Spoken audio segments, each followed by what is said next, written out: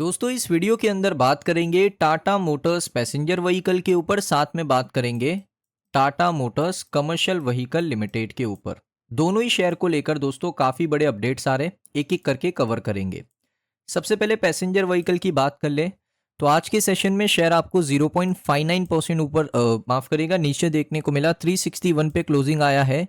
यहाँ से इसका टारगेट क्या हो सकता है उसके ऊपर बात करने वाले हैं। साथ में दोस्तों block deal Tata Motors passenger vehicle limited को लेकर एक ब्लॉक डील सामने आई है, वो भी एक्सप्लेन करूंगा। उसके साथ यहां पर मैं आपको बताने वाला हूं कि Tata Motors passenger vehicle limited का एक इंपॉर्टेंट डेटा जो कंपनी ने ऑफिशियल कर दिया है। तो चलिए दोस्तों एक एक करके वीडियो के टॉपिक को कवर करते हैं।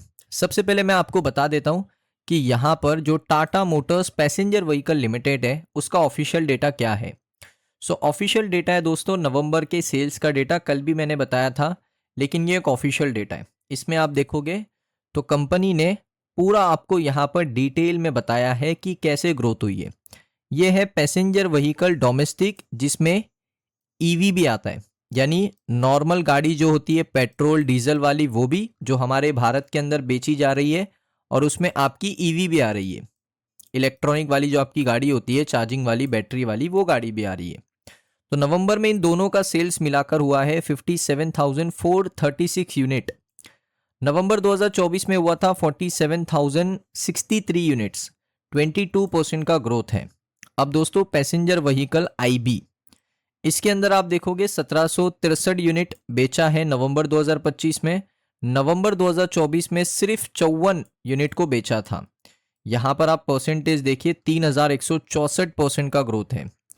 Passenger vehicle total include EV, इसमें ईवी को भी इंक्लूड किया गया 59,000 यूनिट, 47,000 यूनिट, 25% का growth. EV IB plus domestic को यहाँ पर इंक्लूड करके आप देख सकते हो ये नंबर सामने निकल कर आया है। तो कमाल के नवंबर के सेल्स के नंबर है और इसी वजह से कल आपको शेयर ऊपर देखने को मिला था। अब बात करेंगे दोस्तों ब्लॉक डील के ऊपर। 9 अक्टूबर 2025 को दोस्तों एक डील हुआ है। अभी डील बड़ा सिंपल है दोस्तों समझना। कंपनी का नाम है गोल्डमैन सैश, सिंगापुर वाली कंपनी है इनकी पीटीई, ये देख सकते हो ये सिंगापुर की कंपनी है, इनकी सब्सिडरी कंपनी है। इसने क्या किया, सेल किया 9 अक्टूबर 2025 को 681.55 रुपीस पे। आप शेयर की क्वांटिटी आप देख सकते हो 4,10,000 क्वांटिटी है, ज़्यादा बड़ी क्वांटिटी है छोटी क्वांटिटी है। ये शेयर ट्रांसफर करना होता है, ये बेचना नहीं होता, ये शेयर ट्रांसफर किया है क्योंकि नाम देखिए सेम कंपनी दूसरी सब्सिडरी को 4,10,000 शेयर सेम प्राइस में इन्होंने परचेज किया, इन्होंने सेल किया, इन्होंने परचेज किया, यानी यहां पर एक शेयर को ट्रांसफर किया गया है। अब ये चीज हो गई, ब्लॉक डील का डेटा हो गया। अब मैं आपको बता देता हूं इसके टारगेट प्राइस। अब देखिए यहां पर मोतीलाल ओसवाल ने ना 19 नवंबर 2025 को टाटा मोटर्स पैसेंजर व्हीकल के टारगेट दिए थे 312 रुपए के। अब ऐसा उन्होंने क्यों कहा था वो ध्यान से समझ लेना। उन्होंने यहां पर इसलिए कहा था कि सबसे पहले कंपनी के जो Q2 के नंबर है, Q2 के रिजल्ट है वो काफ़ी ख़राब आए थे, आप सभी को पता है। जैगवार और लैंड रोवर का वीक परफॉर्मेंस ये इंडिकेट कर रहा था कि जो यहाँ पर जैगवार और लैंड रोवर के ऊपर एक साइबर अटैक हुआ था ना, उस वजह से कंपनी के 2 क्वार्टर खराब हुए हैं। एक क्वार्टर खराब हुआ Q2 और एक क्वार्टर खराब हो गया Q3।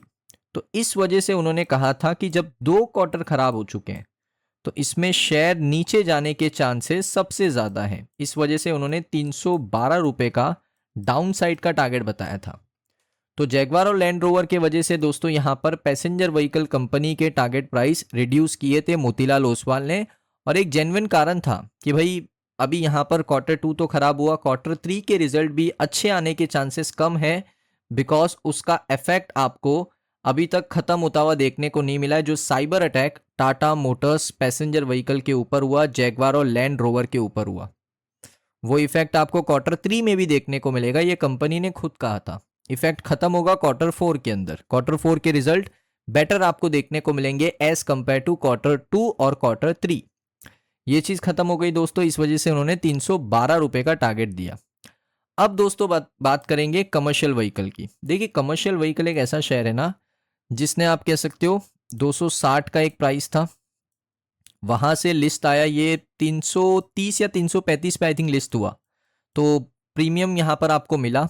उसके बाद ये प्रीमियम यहाँ से 365 तक गया, शेयर 365 रुपये तक गया, जो हमने पहले भी बात करके रखी थी कि 360, 365 और आने वाले समय में 400 का लेवल भी आपको ये बड़े आसानी से दिखा सकता है। इसको लेकर भी टारगेट प्राइस आया है, मैं आपको बताऊंगा। लेकिन सबसे पहले दोस्तों इस कंपनी को लेकर क्रेडिट रेटिंग आप देख लीजिए। तो Tata Motors limited, Tata Motors commercial vehicle limited, long term credit rating क्या है? BBB स्टेबल की है, ये अच्छी बात है कि स्टेबल रेटिंग मिला है। उसके बाद Tata Motors limited commercial vehicle holding, इसको भी BBB/स्टेबल रेटिंग मिला है। उसके बाद commercial vehicle holding PTE limited, long term credit rating BBB stable का रेटिंग मिला है। तो रेटिंग इनको एक स्टेबल रेटिंग मिला है, आउटलुक अच्छा है। उसके साथ यहाँ पर इनके भी नवंबर के आंकड़े आ चुके हैं, नवंबर के सेल्स के नंबर आ चुके हैं।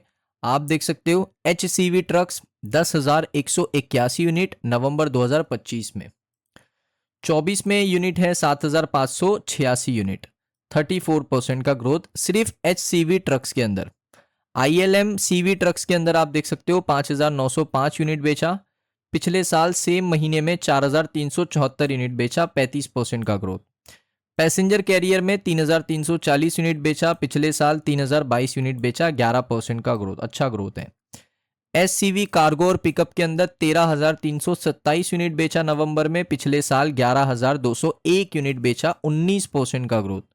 डोमेस्टिक सेल्स की बात करें 32,753 यूनिट को बेचा है, पिछले साल सेम महीने में 26,183 यूनिट को बेचा, 25% का ग्रोथ। इंटरनेशनल बिजनेस कैसे एक्सपांड कर रहा है, इसमें ग्रोथ की जरूरत है और वो आई है। 92% का ग्रोथ है इंटरनेशनल बिजनेस के अंदर, जो कि दोस्तों बताता है कि कंपनी यहाँ पर अपने आप को एक्सपांड कर रही है और इंटरनेशनली अपने फुटप्रिंट को आगे कर रही है। लगभग 2786 यूनिट बेचा दोस्तों इंटरनेशनल मार्केट के अंदर नवंबर 2025 में, और पिछले साल 1453 यूनिट, ऑलमोस्ट 92% का ग्रोथ। टोटल बात करूं तो टोटल अगर आप एवरेज निकालोगे 35,539 यूनिट बेचा है, पिछले साल यही डेटा कहता है 27,636 यूनिट बेचा, लगभग 29% का ग्रोथ है। सो कमर्शियल व्हीकल के अंदर भी एक अच्छा ग्रोथ है। अब इसके टारगेट प्राइस के ऊपर बात कर लेते हैं। सो आप देख सकते हो कुछ ही हफ्ते पहले डेटा है ये 18 नवंबर का, HSBC ने इसको कहा था कि बाय का रेटिंग दिया था, साथ में कहा था कि री रेटिंग कर सकते हैं, पोटेंशियल है शेयर में। अब यहां पर उन्होंने कितना रेटिंग दिया वो देखिए। टाटा मोटर्स का जो कमर्शियल व्हीकल लिमिटेड शेयर है, जो कि एक newly demerger commercial vehicle share है, बाय रेटिंग आया था, साथ में प्राइस टारगेट था 380 रुपए का। ब्रोकरेज ने यह कहा था कि हमने अशोक लेलैंड के भी टारगेट प्राइस को 145 से 160 किया। उसके बाद HSBC इन दोनों ही कंपनीज को हाईली वैल्यूड करता है, क्योंकि कमर्शियल व्हीकल का जो बिजनेस है वो यहाँ से इंप्रूव कर सकता है। ये पूरी इंडस्ट्री का यहाँ पर एक टर्न अराउंड शुरू हो सकता है, क्योंकि ज़्यादातर देशों के अंदर इंफ्रास्ट्रक्चर के ऊपर काम कर रहा है, लॉजिस्टिक्स काफ़ी बढ़ चुके हैं। इस वजह से कमर्शियल व्हीकल का जो डिपेंडेंसी है पूरे मार्केट के ऊपर काफ़ी बन चुका है। इस वजह से उन्होंने इनके टारगेट प्राइस को इम्प्रूव किया था HSBC ने, और कहा था यहाँ से 380 तक जा सकता है टाटा मोटर्स का कमर्शियल व्हीकल लिमिटेड का शेयर। लेकिन डेफिनेटली जो भी टारगेट मैंने आपको बताया उनको अचीव करने के लिए टाइम लगेगा। एक जेन्युइन रीज़न होना चाहिए शेयर ऊपर जाने का। ऐसा नहीं है कि भाई पंप एंड डंप पे आप फंस जाओ, एक जेन्युइन रीज़न होना चाहिए। जैसे जेन्युइन रीज़न क्या है, भाई सेल्स के नंबर अच्छे आए तो शेयर ऊपर जाएगा, क्वार्टरली रिजल्ट अच्छा आया शेयर ऊपर जाएगा, ये जेन्युइन रीज़न है। इस वजह से अगर ऊपर जाते तो तेज़ी आपको देखने को मिल सकती है। सो दोस्तों ये वीडियो आपको कैसा लगा कमेंट सेक्शन में ज़रूर बताइए। अगर आपको वीडियो अच्छा लगा वीडियो को लाइक करें। मिलता हूं मैं आप सभी लोगों को नेक्स्ट वीडियो के अंदर।